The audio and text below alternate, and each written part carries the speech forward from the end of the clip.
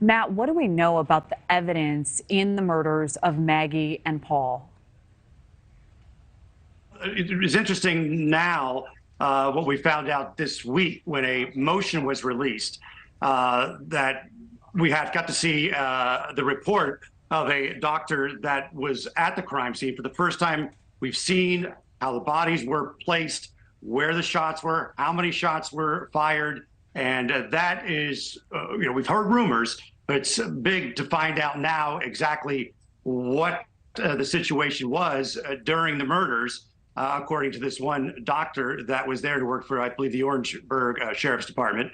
5 shots to Maggie, 2 shots to Buster. And Buster, there was a shotgun used on Buster with birdshot and buckshot, which is unusual. And the 5 shots to Maggie was with a rifle, an AR, probably an AR-15, they're saying.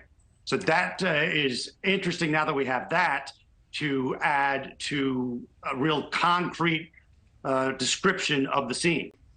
Interesting. So, Matt, you know this trial is about those murders, but the web of crimes allegedly connected to the Murdaughs is far more than just that. Can you explain a little bit? Sure. It's hard to explain because there's so many tentacles, but 2015, a young man, Stephen Smith, was found dead in the road near his home, which is very near where the Murdaughs live at the Moselle property. And it was ruled a hit and run. Very suspicious ruling with that hit and run. The Murdaugh name in various ways came up in many interviews, just rumors and innuendo and that sort of thing. But there was that tie in there. And the Murdaughs reached out to the Smith family right after it happened.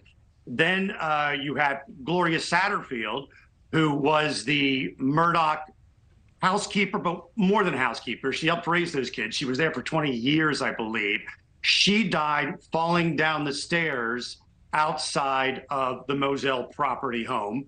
And there was some speculation of how she fell. Alec Murdaugh was running around right after the scene, telling anyone would listen that the dogs knocked her down the stairs. She dies about a week later, and her kids, her adult kids, never get the settlement.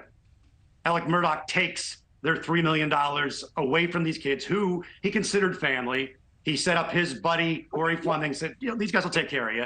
So you have those 2 deaths. And then the boating fatality of Mallory Beach, which Paul, the son, was allegedly driving that boat when Mallory died. He never stood trial because, of course, he was murdered. So there's those 3 murders right there. And now the double homicide, there's 5 that are connected to the Murdaughs.